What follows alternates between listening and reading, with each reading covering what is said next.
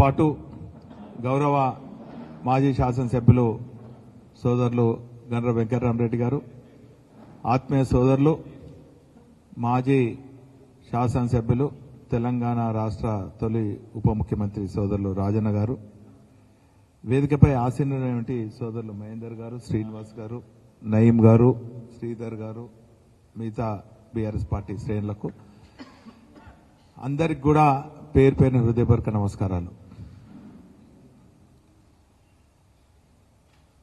తెలంగాణ రాష్ట్రం సాధించినటువంటి ఉద్యమ నేత కేసీఆర్ గారు తెలంగాణ రాష్ట్రం ఏర్పడిన తర్వాత ముఖ్యమంత్రిగా బాధ్యతలు చేపట్టి అన్ని వర్గాలకు 10 ఏళ్ల కాలంలో అన్ని రకాలుగా న్యాయం చేస్తూ అన్ని వర్గాలను అభివృద్ధి పదంలో నడిపిస్తున్నటువంటి సందర్భంలో 2 ఏళ్ల క్రితము అధికారంలోకి రావాలని లేని మాటలు అమలు కాని హామీలతోని అనేక వర్గాలకు అనేక డిక్లరేషన్ ద్వారా ప్రజలు మభ్యపెట్టి 2 ఏళ్ల కాలం క్రితము అధికారం చేపట్టినటువంటి కాంగ్రెస్ రేవంత్ ప్రభుత్వం ఏ ఒక్క వర్గానికి కూడా న్యాయం చేయలేదు. ఉదాహరణకు రైతు డిక్లరేషన్ పేరిట ఇదే పోరుగల్ లాంటి ఓరుగల్లు రైతాంగానికి అనేక హామీలు ఇచ్చి ఏ ఒక్కటి కూడా అమలు కాని పరిస్థితుల్లో ఉన్నారు. కామారెడ్డిలో బీసీ డిక్లరేషన్ పేరిట బీసీలకు అన్ని రకాలుగా అన్యాయం చేస్తూ ఈరోజు 42% అని చెప్పి రాజకీయ రంగంలో కానీ ఉద్యోగ విద్యలో కూడా ఏది కూడా అమలు కాకుండా కాలయాపన చేస్తున్న పరిస్థితి మనం చూస్తున్నాం. సమైక్య రాష్ట్రంలో రైతులందరూ కూడా ఆత్మహత్యలకు పాల్పడుతున్న సందర్భంలో 10 ఏళ్ల కాలంలో కేసీఆర్ గారి పాలనలో రైతుల ఆత్మహత్యలను ఆపడం కాకుండా రైతులకు మెరుగైనటువంటి సౌకర్యాలు కల్పిస్తూ ఉచిత విద్యుత్తో పాటు నాణ్యమైనటువంటి విత్తనాలు, గోడాన్లు, రైతు వేదికలు, రైతులకు ఉపయోగపడే విధంగా అగ్రికల్చర్ ఆఫీసర్లను ఈ తీరుగా అనేక కార్యక్రమాల ద్వారా రైతునే రాజు చేసినటువంటి పరిస్థితిని మనం గత 10 ఏళ్లలో చూసినాం. కానీ 2 ఏళ్ల నుంచి మరొక్కసారి రైతులు ఆత్మహత్యలు చేసుకునే పరిస్థితి మనం చూస్తున్నాం. అందులో కౌలు రైతులు కానీ, వరి పండించే రైతులు కానీ, చివరికి ఇప్పుడున్నటువంటి పరిస్థితులలో మరి పత్తి రైతులు కానీ, వీళ్ళందరూ కూడా మరొక్కసారి గిట్టుబాటు ధర రాక పంట నష్టపోయి తుఫాన్ల ద్వారా, పర్యావరణంలో మార్పుల ద్వారా రైతులు కాయకష్టం చేసి పండించినటువంటి పంటకు గిట్టుబాటు ధర రాక నష్టపరిహారం ఈ ప్రభుత్వాలు మరి చెల్లించకుండా, రైతాంగాన్ని పట్టించుకోకుండా ఈరోజు ఈ ప్రభుత్వాలు కాలయాపన చేస్తున్నది. అందుకు రైతాంగం దిక్కుచోతగా ఆత్మహత్యల వైపు మరొక్కసారి చూస్తున్నారు. ఈ 2 ఏళ్ల పాలనలో, కాంగ్రెస్ పాలనలో సుమారు 500 మంది రైతులు ఆత్మహత్య చేసుకున్నటువంటి పరిస్థితులు మరి మీలాంటి టీవీల ద్వారా, ఛానళ్ల ద్వారా, ప్రింట్ మీడియా ద్వారా కూడా మనం చూస్తున్నటువంటి పరిస్థితి. అప్పుడు అధికారంలో ప్రజలకు మెరుగైన సేవలు అందించి ఇప్పుడు ప్రతిపక్ష పార్టీగా రైతాంగానికి అండగా ఉండాలని చెప్పి మరి ఒక రావాల్సినటువంటి మద్దతు ధర రాక 8,110 రూపాయల మద్దతు ధర పలికితే ఈరోజు సిసిఐ వారు తేమ ఉన్నదనో కొనుగోలు చేయలేమనో, సిసిఐ కొనుగోలు చేయలేని పరిస్థితులలో వాళ్ళు ప్రైవేట్ వ్యక్తులను ఆశ్రయిస్తే 8,000 పైచిలకు పలకవలసినటువంటి పత్తి రైతు ఈరోజు అగ్వసగ్వగా తన ఆర్థిక భారం మొయ్యలేని పరిస్థితులలో 6,000కు 5,000కు 7,000కు అమ్మిన తర్వాతనే ఇదే ప్రైవేట్ వ్యక్తులు సీసీఐతో కుమ్మక్కై మళ్ళా దాన్ని 8,500 మద్దతు ధర తీసుకోవటం వెనుక చూస్తే రైతాంగాన్ని దగా చేయటం తప్ప వేరే లేదు. మధ్య ధరాలు సీసీఐ వాళ్ళు ఇద్దరు కలిసి రైతును అన్ని రకాలుగా దగా చేస్తున్న పరిస్థితి మనం చూస్తున్నాం. కాబట్టి ఒక బాధ్యత ప్రతినిధిగా ప్రతిపక్ష పార్టీగా ఒక ప్రత్యక్ష కార్యాచరణ తీసుకోబోతున్నాం. ఖచ్చితంగా దగాబడ్డటువంటి రైతాంగానికి అండగా ఉండేదానికి మరి ఒక కార్యాచరణ ప్రకటించబోతున్నాం. మరి వారికి అండగా ఉంటాం. అన్ని కొనుగోలు కేంద్రాల్లో మా పార్టీ తరఫున మా నాయకులు ప్రత్యక్షంగా పాల్గొంటారన్నటువంటి విషయాన్ని కూడా ఈ సందర్భంగా తెలియజేసుకుంటూ ఇప్పుడు గౌరవ సోదరులు గండ్ర వెంకటరామరెడ్డి గారు ఈ అంశంపైన మాట్లాడతారు. మీడియా మిత్రులందరికీ కూడా హృదయపూర్వక నమస్కారం. మిత్రులు ఇంతకుముందే వినయ్ భాస్కర్ గారు చెప్పినట్టుగా ఎన్నికల్లో గెలవడానికి రైతుల మీద ముసలి కన్నీళ్లు గాల్చినటువంటి ఈనాటి రాష్ట్ర ప్రభుత్వం, రైతు యొక్క ఆదాయాన్ని రెట్టింపు చేస్తామని చెప్పినటువంటి కేంద్ర ప్రభుత్వం రెండు కూడా రైతు సమస్యలను గాలికి వదిలేసి ప్రేక్షక పాత్ర వహిస్తూ ఈ రాష్ట్రంలో ఉండేటువంటి రైతుల విషయంలో నిర్లక్ష్యంగా వ్యవహరిస్తున్నారు అనడానికి ఈరోజు ఆసియాలోని అతిపెద్ద మార్కెట్ అయినటువంటి వరంగల్ మార్కెట్ కానీ తెలంగాణ రాష్ట్ర వ్యాప్తంగా ఈరోజు మార్కెట్ శాఖ అధికారికంగా విడుదల చేసినటువంటి బులెటిన్లో రైతు వరకు తీసుకురావద్దని చెప్పి ఆదేశాలు ఇవ్వడం బట్టి చూస్తూ ఉంటే రైతు సమస్యలను గాలికి వదిలేసింది అనడానికి ఇంతకంటే నిదర్శనం లేదు. చిన్న చిన్న కారణాలు సీసీఐ మరి ఎప్పుడైతే పత్తి దసరా కంటే ముందే అరైవల్ స్టార్ట్ అవుతాయి అప్పుడే సీసీఐ కేంద్రాలను ఏర్పాటు చేసి కొనుగోలు చేయాల్సినటువంటి సందర్భంలో కారణాలు చెప్తూ వర్షాలు పడ్డాయి, తేమ శాతం ఎక్కువ ఉందని, క్వాలిటీ లేదని, కలర్ లేదని అనేక కుంటి సాకులు చూపెడుతూ ఈరోజు రైతులకు మద్దతు రావడంలో పూర్తిగా నిర్లక్ష్యం వ్యవహరించడం వల్ల నిన్ననే 2 రైతులు ఆత్మహత్య చేసుకున్నారు. ఈ రాష్ట్రంలో 2 యువ రైతులు ఈ రాష్ట్ర ప్రభుత్వం యొక్క నిర్లక్ష్యం, కేంద్ర ప్రభుత్వం యొక్క నిర్లక్ష్యం వల్ల 2 రైతులు ఆత్మహత్య చేసుకున్నారు నిన్ననే. ఈరోజు పత్తి కొనుగోలు చేయలేమని చెప్పి ఈరోజు ఎవరైతే మిల్లర్స్ ఉన్నారో వాళ్ళు స్ట్రైక్లో పోయిళ్ళు. దానివల్ల ఈరోజు మొత్తం కూడా కొనుగోలు ఆగిపోయినాయి. కేంద్ర ప్రభుత్వానికి నిర్దిష్టమైనటువంటి విధానం లేదు ఈ యొక్క రైతుల విషయంలో. ఎందుకంటే ఈరోజు ఇంపోర్ట్ డ్యూటీస్ ఏదైతే కాటన్ కార్పొరేషన్ గవర్నమెంట్ ఇన్స్టిట్యూషన్ ఉండగా కేంద్ర ప్రభుత్వ విధానం ఇంపోర్ట్ డ్యూటీస్ తగ్గియడం వల్ల వేరే దేశాల నుంచి పత్తి దిగుమతి అవ్వడం వల్ల ఈరోజు రైతులకు తీవ్రమైనటువంటి ఇబ్బంది ఏర్పడతా ఉన్నది. నిజమే ఎవరైతే ఈ పరిస్థితి వచ్చేది కాదు. కాబట్టి ఈరోజు రాష్ట్ర ప్రభుత్వం ఎంతసేపు రాజకీయాల మీద ఉన్నటువంటి దృష్టి రైతు సమస్యల మీద లేదనడానికి ఇది ఒక నిదర్శనంగా చెప్పొచ్చు. ఈరోజు వ్యవసాయ శాఖ మంత్రి తుమ్మల నాగేశ్వరరావు రైతు సంక్షేమం వదిలేసి రాజకీయాల వైపే ఆయన ఎక్కువ దృష్టి పెడతా ఉన్నాడు. ఆయన మొన్నటిదాకా జూబ్లీస్లో తిరిగాడు తప్ప ఏ రైతు ముఖాన్ని చూడలే. అకాల వర్షాలకు రైతులు తీవ్రమైనటువంటి ఇబ్బందులు పడ్డారు. అనేక మంది రైతులు ఈరోజు ఇబ్బంది పడతా ఉన్నారు. యూరియా దొరకక ఇబ్బంది పడితే కూడా ఈ ప్రభుత్వం ప్రేక్షక పాత్ర వహించింది తప్ప రైతుల పక్షాన్ని నిలబడేటువంటి పాపన పోలేదు. రుణమాఫీ కాలేదు, రైతులకు ఇస్తా అన్నటువంటి బోనస్ డబ్బులు రాలేదు. ఈరోజు ప్రతి విషయంలో నిర్లక్ష్యంగా వ్యవహరిస్తూ ఉన్నది. దానివల్ల ఈరోజు రైతులలో తీవ్రమైనటువంటి నిరాశ నిస్పృహలు నెలకొని ఉన్నాయి. ఈరోజు బీజేపీ కేంద్రంలో అధికారంలో ఉన్నది. ఇక్కడి నుంచి 2 మంత్రులు ఉన్నారు. ఒక ఆయన కిషన్ రెడ్డి క్యాబినెట్లో ఉన్నాడు, ఇంకొక ఆయన సహాయ మంత్రి ఉన్నాడు. ఈ సహాయ మంత్రి అయితే కాంగ్రెస్ పార్టీకి ఆయన ఆరోగ్యంలాగా ఉన్నాడు తప్ప ఇక్కడ ఉండేటువంటి రైతు సమస్యలు ఆయనకు పట్టింపు ఉండదు.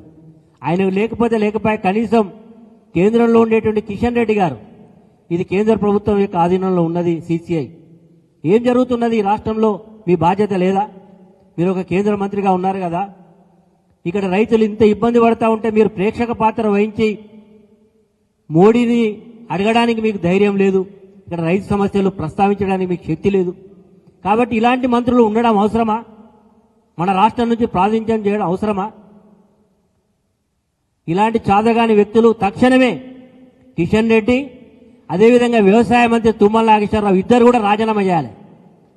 ఈరోజు రైతు సమస్యలు గాలికి వదిలేసి తిరుగుతున్నటువంటి కేంద్ర మంత్రి, రాష్ట్ర మంత్రి ఇద్దరు కూడా తక్షణమే రాజీనామా చేస్తే రైతులకు కొంత ఉపశమనం జరుగుతుంది.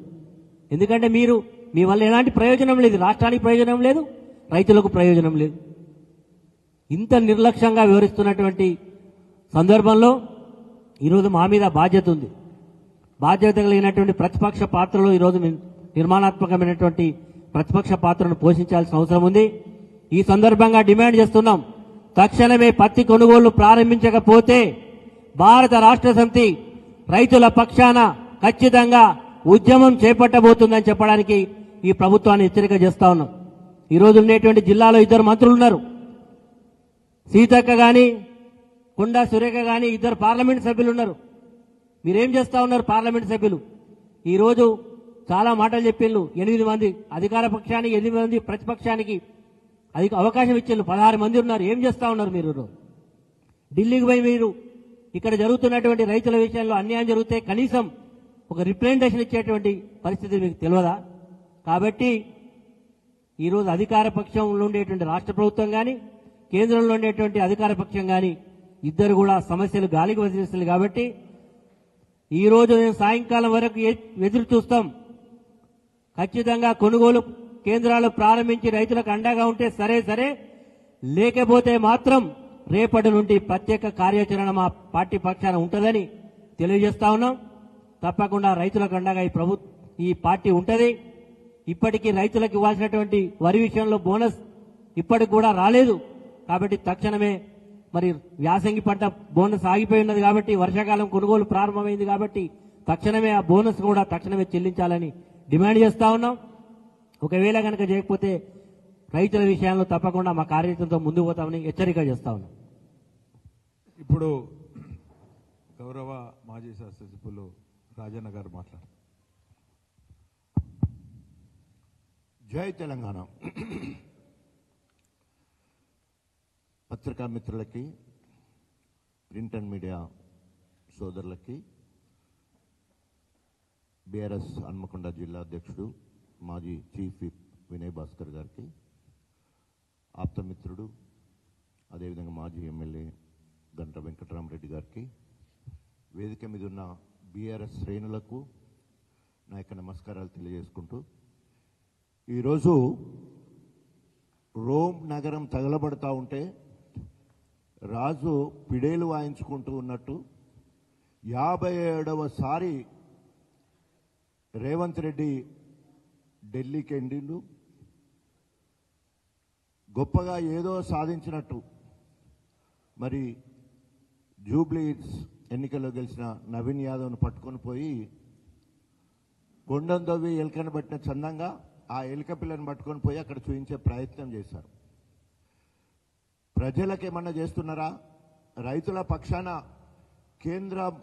కేంద్ర ప్రభుత్వంతో ఇంతకుముందు మా వాళ్ళు చెప్పినట్టు ఒక వినతి పత్రం, ఈరోజు పత్తి రైతుల గోస తెలంగాణ మొత్తంలో మరి హృదయ విదారకంగా వారు బాధపడుతున్నారు. అకాల వర్షాలతో లేదా తుఫాను వల్ల దిగుబడి తగ్గిపోతే, దిగుబడి తక్కువైనప్పటికీ కూడా CCI 20 లక్షల మెట్రిక్ టన్నుల పత్తి కొంటమని చెప్పి ఇప్పటి వరకు 1,17,000 మెట్రిక్ టన్నులు మాత్రమే కొనడం జరిగింది. 20 లక్షలకు గాను 28 లక్షలు. అంతేకాకుండా 1 ఎకరాకు 7 క్వింటాలు మాత్రమే తీసుకుంటామంటే ఆంక్షలు విధించడం. అక్కడో ఇక్కడో రైతుకు మంచిగా పండేది ఉంటే మినిమం 12 క్వింటాలు వచ్చే పరిస్థితి ఉంటే 7 క్వింటాలనే భాష ఎంత అవుతుందో రైతుకు వ్యతిరేకమైన నిర్ణయం. ఎందుకంటే తక్కువ పెట్టుబడి ఎక్కువ దిగుబడి రావాలని చెప్పేసి కేంద్ర రాష్ట్ర ప్రభుత్వాలు ఎప్పుడైనా రైతులను ఎంకరేజ్ చేస్తూ ఉంటాయి. నూతన వ్యవసాయ విధానాలతోటి దిగుబడి పెరగాలని ప్రోత్సహిస్తూ ఉంటాయి. అట్లా కాకుండా మీరు తక్కువ పండించాలి, తక్కువ అయితేనే ఇస్తామని చెప్పేసి మధ్య దళారులకు వర్తస్సుగా వారికి సహకరించే విధంగా 5-6 వేలకే క్వింటల్ తీసుకునే విధంగా దాదాపు ఒక ఎకరకు 1500 నుండి 2000 నష్టపోయే విధంగా ఈరోజు కేంద్ర రాష్ట్ర ప్రభుత్వాలు దోబూసులాడుతూ ఉన్నాయి. ఈరోజు రైతుని ఎన్ని రకాలుగా మోసం చేయాలో అన్ని రకాలుగా నమ్మించి మోసం చేయడం. రుణమాఫీ చేస్తానని పూర్తిగా చేయలేదు, ఆ రకంగా రైతులు ఆత్మహత్య చేసుకున్నారు. అదేవిధంగా రైతు భరోసా పేరు మీద ఇస్తానని వేసంగి అంతకుముందు వానకాలం ఇవ్వకుండా ఆ రకంగా కొంతమంది రైతులు ఆత్మహత్య చేసుకున్నారు. అకాల వర్షం వల్ల చేతికి పంట అందే సమయంలో అటు వరి కానీ ఇటు పత్తి కానీ మరి తడిసిపోయి ముద్దయిపోతే ఆ రకంగా కొంతమంది నష్టపోయారు. తుఫాను వల్ల అనేక పంటలు నష్టమైతే ఆ రకంగా రైతులు ఆత్మహత్య చేసుకున్నారు. దాదాపు 710 ఈ రోజుతో కలుపుకుంటే 710 మంది రైతులు వివిధ కారణాల వల్ల కాంగ్రెస్ వైఖరి వల్లనే, ఇవి కాంగ్రెస్ చేసిన హత్యలు. ఎందుకంటే రైతు పక్షాన ఇప్పటి వరకు ఒక్కసారి కూడా సమీక్ష కానీ రైతుల సమస్యలను ఎట్లా పరిష్కరిద్దామనే ఆలోచన కానీ లేదు. రైతు చనిపోతే ఇప్పటి వరకు ఒక ఎమ్మెల్యే కానీ మంత్రి కానీ ఆ కుటుంబాన్ని పరామర్శించింది లేదు. రైతు బీమా ఎత్తేసిళ్ళు, ఇప్పటి వరకు ప్రీమియం కూడా కట్టలేదు. ఎక్కడ 24 గంటల నాణ్యమైన కరెంట్ ఎక్కడ కూడా రావడం లేదు. ఈ రకంగా ఇచ్చిన హామీలన్నీ కూడా తుంగలో తొక్కి మరి ఈరోజు అసలు చెప్పాలంటే సిగ్గుచేటు. ఎందుకంటే ప్రజలు ఇచ్చిన తీర్పును మనం గౌరవిస్తున్నాం, కానీ అనేక రకాలుగా ప్రజాహిత కార్యక్రమాలను అన్నింటినీ వ్యతిరేకిస్తూ మేము ఓటేయకపోతే బస్సు బంద్ చేస్తాం, ఓటేయకపోతే సన్న బియ్యం బంద్ చేస్తాం, ఓటేయకపోతే 200 యూనిట్ల కరెంటు బంద్ చేస్తామని చెప్పేసి నిస్సిగ్గుగా బ్లాక్మెయిల్ చేసి మొన్న మరి జూబ్లీహిల్స్ ఎన్నికల్లో గెలవడం జరిగింది. బైబిల్లో ఒక సూక్తి ఉంది, పిలాతు రాజు ఇద్దరు నేరస్తులను వారి దగ్గర తీసుకొస్తే బరబ్బా అని ఒక నరహంతకుడు రాక్షసుడు ఉంటాడు. అదేవిధంగా యేసు ప్రభువు కూడా జూదుల రక్షణ కోసం వస్తే ఆయన కూడా నేరస్తుని ముందు పిలాతు రాజు దగ్గర పెట్టినప్పుడు పస్కా పండుగ రోజు ఒకరిని విడుదల చేయాలని మరి ఒక కట్టడి ఉంటుంది.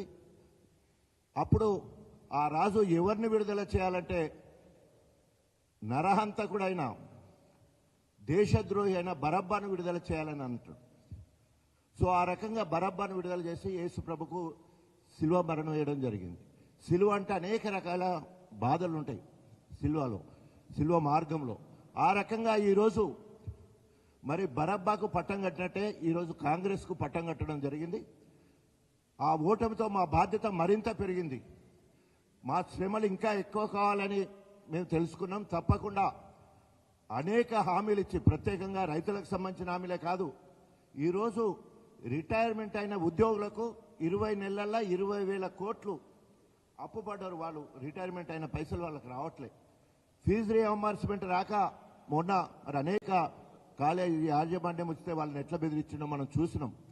అదేవిధంగా అనేక రంగాలలో ఎక్కడ ఆఖరికి చివరికి రెసిడెన్షియల్ పాఠశాలలో అన్నం పెట్టడానికి CDFకు సంబంధించిన ప్రభుత్వం దగ్గర ఉన్న CDF నిధుల నుంచి వెళ్ళి 60 కోట్ల రూపాయలు పిల్లలకు అన్నం పెట్టడానికి అల్లకెళ్ళి తీసుకున్న పరిస్థితి సిగ్గుచేటు.